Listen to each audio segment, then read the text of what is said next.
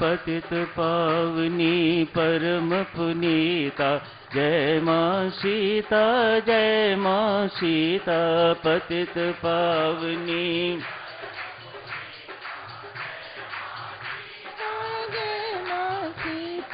पतित पावनी परम पुनीता जय मां सीता जय मां सीता पतित पावनी परम पुनीता जय मां सीता जय मां सीता जय मां सीता जय मां सीता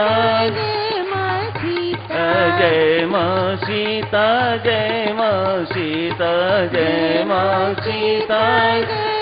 सीता जय मां सीता जय मां सीता जय मां सीता जय मां जय मां सीता जय मां सीता जय मां सीता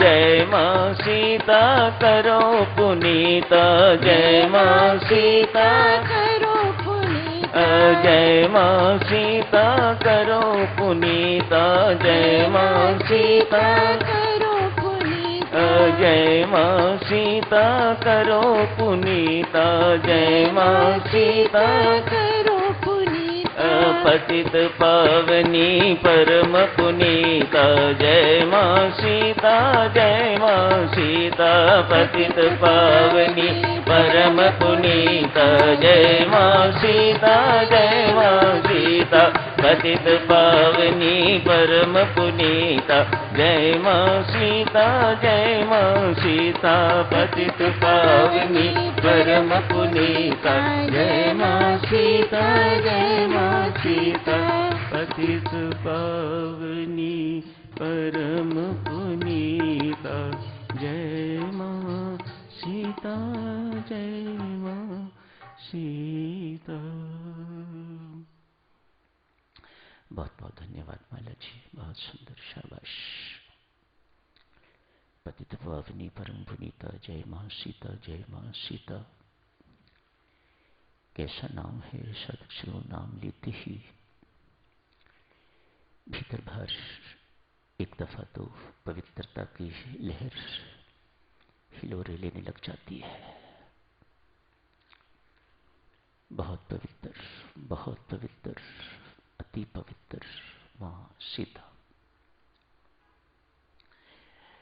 थोड़े समय के लिए साधु कल की चर्चा थोड़ी और आगे बढ़ाते हैं, फिर सुंदरकांड के सौंदर्य में प्रवेश करेंगे। जनरल डायर, आप सबने नाम सुन रखा हुआ है। अमृतसर के जलियांवाले बाग में 1919 में इसने अंधाधुंध गोली चलवाई थी। इतिहास के पन्नों में इसका नाम सदा घृणापूर्वक ही लिया जाएगा। अपने देशवासी भी इसके इस कुकृत्य की प्रशंसा नहीं करते। ऐसा अत्याचार, ऐसा घृणित कर्म इस जनरल ने किया था। पद छूट गया।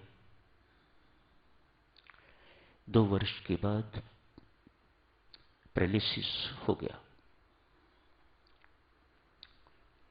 ऐसी कोई बहुत उम्र नहीं थी,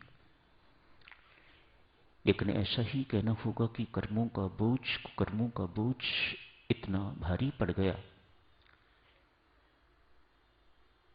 कि वह अकाल मृत्यु का अधिकारी बन गया। ऐसे कुकर्मी को, ऐसे पापी को प्रकृति दंडित न करे, ऐसा कभी हो नहीं सकता। इस कुकर्म के बाद 2 वर्ष बीते तो पैरालिसिस हो गया। इतने पर भी प्रकृति अभी संतुष्ट नहीं है। बेशक सब कुछ हिलना जुलना बंद हो गया है, कुछ एक ऐसा रोग होगा, कुछ एक रोग ऐसे होंगे जो अभी भी इसको पीड़ित करने के लिए दिए जा सकते हैं। तो प्रकृति ने सभी जोड़ों में गंठिया कर दिया। आर्थराइटिस हो गई, रूमेटिज्म हो गया, पैरालिसिस हो गया।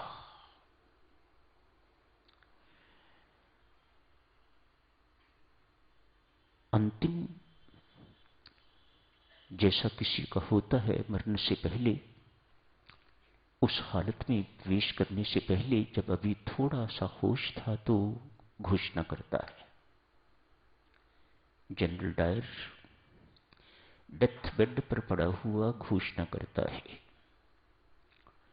सुनो, सबके लिए, अपने देशवासियों के लिए भी और इस संसार के नागरिकों के लिए भी, सुनो, जो मेरे जैसा चतुर बनेगा, अहंकारी होगा, बिना सोचे समझे, बिना भयभीत हुए, बिना लजाते मेरे जैसे घोरतम को कर्म करेगा, उसकी हालत यही होगी जो मेरी हो रही है।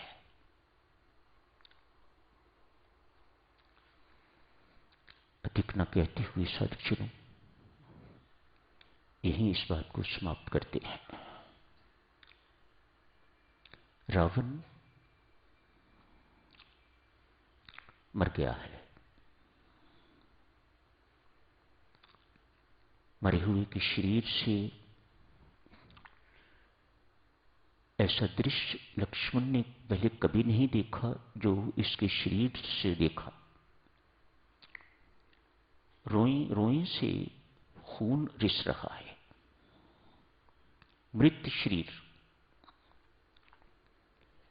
जिंदा हो तो हृदय की धड़कन से कुछ कहीं से खून निकल सकता है, लेकिन मर गया जब सब कुछ स्टैंड स्टिल हो गया, उसके बाद रोए रोए से खून रिसते हुए लक्ष्मण ने देखा तो प्रभु से प्रार्थना की, प्रभु बड़ी अद्भुत सी चीज देखी जा रही है, ऐसा मैंने जिंदगी में न कभी देखा है न कभी सुना है, क्या है ये? भगवान श्री समझाते हैं, लखन,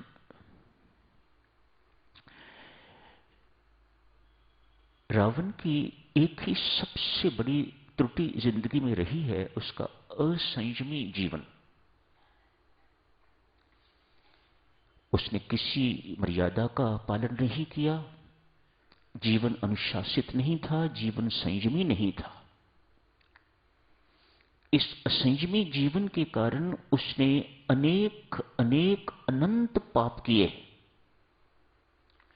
ये उसके अपने पाप ही रोए रोए से रिस रहे हैं।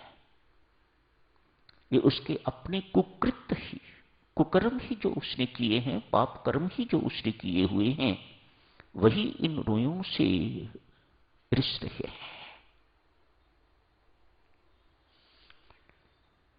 तो साधुजनों, चर्चा चल रही थी परमेश्वर के घर में अन्याय अत्याचार नहीं है, त्रुटि नहीं है। वह जो कुछ करता है उसकी करनी में बिल्कुल सच्चाई है। Nobody to challenge। आइए साधुजनों, सुंदरकांड के सौंदर्य का रस लेते हैं। हनुमान जी महाराज, दुनिया चले ना राम के बिना, राम जी चले ना हनुमान के बिना, ये सत्य ही है। हनुमान शब्द को तोड़ा जाए तो दो शब्द बनते हैं, हनुमान। जिसने आप अपने मान का हनन कर दिया पूर्णतया वह हनुमान। जिसे यशमान की चाह नहीं वह हनुमान। अपने जीवन में इतना कुछ किया है, अभी भी कर रहे हैं, करते रहेंगे, लेकिन किसी बात का बोझ अपने ऊपर नहीं लिया कि मैंने कुछ किया है। उनकी सबसे बड़ी सर्वश्रेष्ठ उपलब्धि नॉन डूअरशिप,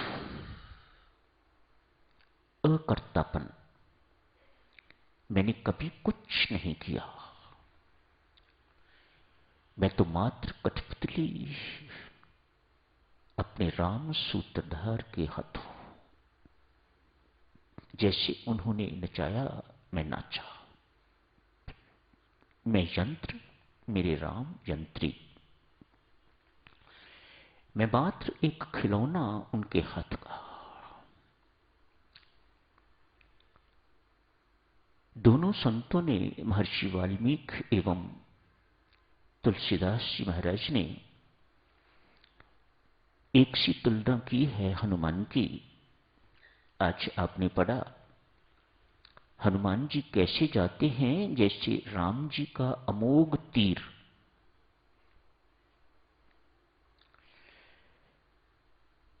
रामचरितमानस में भी ऐसा ही वर्णन आता है। जैसे राम जी का तीर चलता है और वह अमोघ जहां चलाया है वहीं पहुंचेगा, जिसके लिए चलाया है उसे ही मारेगा। अमोघ मानो कुछ ना कुछ करके रहेगा, बिना किए हुए ये रह नहीं सकता, इसको अमोघ कहा जाता है। दोनों संतों ने तीर से तुलना की है हनुमान जी की। कैसी सुंदर तुलना है। हनुमान जी के जीवन की सबसे बड़ी उपलब्धि, उन्होंने अपना स्थान भगवान राम के तर्कस में पा लिया है। वे भगवान राम के एक तीर बन गए हैं। तीर चलता है, हमें दिखाई देता है। किस वेग से चल रहा है दिखाई देता है, किस दिशा में चल रहा है दिखाई देता है, किसको मारा है दिखाई देता है, चलाने वाला दिखाई नहीं देता। हनुमान जी महाराज कहते हैं मैं ऐसा ही तीर हूं। चलाने वाला जानता है किस गति से इस तीर को जाना है, किस दिशा में इस तीर को जाना है, किस लक्ष्य को इसने पाना है, तीर नहीं जानता। जिसने चलाया है केवल वही जानता है। हनुमान जी महाराज की जीवन की सबसे बड़ी उपलब्धि साधकजनों, उन्होंने भगवान के तर्कस में अपना स्थान एक तीर की भांति पा लिया है। जहां चलाओ, जब चलाओ, जिस गति से चलाओ, जिसके लिए चलाओ, जिस दिशा में चलाओ, मुझे नहीं पता, आप जानो, आपका काम जाने। यशमान की जिसे चाह नहीं, जिसने अपने अभिमान को, मान को मार डाला है, कुचल डाला है, हनन कर डाला हुआ है, वह हनुमान जी महाराज। कोई भी हो सकता है, आप में भी कोई हो जिसने ऐसा कर दिया है, वह हनुमान।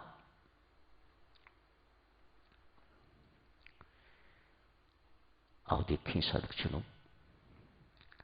अनेक शिक्षाएं मिलती हैं सुंदरकांड से। सभी की चर्चा तो नहीं हो पाएगी, समय अनुसार करते रहेंगे। आज शुरू करते हैं। जांबवान जी ने हनुमान जी को उनके जन्म से लेके तो आज तक जो घटनाएं घटित हुई हैं, उन सब के माध्यम से वे सब सुना के तो हनुमान जी महाराज को प्रोत्साहित किया है। आज पढ़ा आपने, जांबवान से प्रोत्साहन पाके तो हनुमान जी महाराज तैयार हो गए। इससे पहले क्या थे? सबके सब मुंह लटकाए हुए सागर के किनारे चिंता में मगन बैठे हुए हैं, एक हनुमान जी को छोड़ गए। हनुमान जी महाराज ने कभी जिंदगी में चिंता नहीं की। हनुमान जी जो ठहरे चिंता दूर करने वाले हैं, कभी चिंता नहीं की। जैसी सीता मां की खोज की चिंता बाकियों को है, ऐसी ही चिंता हनुमान जी महाराज को भी होनी चाहिए, होगी, लेकिन वे चिंतित नहीं है। वे कहीं दूर बैठे हुए चिंतन कर रहे हैं। अपने जीवन से पहली शिक्षा देते हैं, चिंता का विषय कितना भी बोझल, कितना भी भारी क्यों ना हो, चिंता किसी भी समस्या का समाधान नहीं है। चिंतन करो, उस समय आप शांत होवोगे, उस समय मन निश्चल होगा। निश्चल एवं शांत मन ही परमात्मा के मन के साथ तादात्म्य कर सकता है। दूध दूध के साथ ही मिलेगा। कोई और तरल पदार्थ दूध के साथ मिलेगा तो वह दूध को दूध नहीं रहने देगा। दूध को यदि दूध रहना है तो मिलने वाला भी दूध ही होगा, तो दूध दूध रहेगा। हनुमान जी महाराज कहते हैं, शांत एवं निश्चल मन इज ए प्रीरेक्विजिट। अपने मन को शांत, विक्षुब्ध है, एजिटेटेड माइंड है, भटकता हुआ माइंड है, रोगी मन है, फिजूल की सोच विचार करने वाला मन है, छोटी छोटी बातों में उलझ जाने वाला मन है, तो ऐसा मन कभी परमात्मा के मन के साथ नहीं मिल पाएगा। मुझे जाना है साधक जनों, यहीं समाप्त करने की इजाजत दीजिएगा, फिर करेंगे आगे की चर्चा।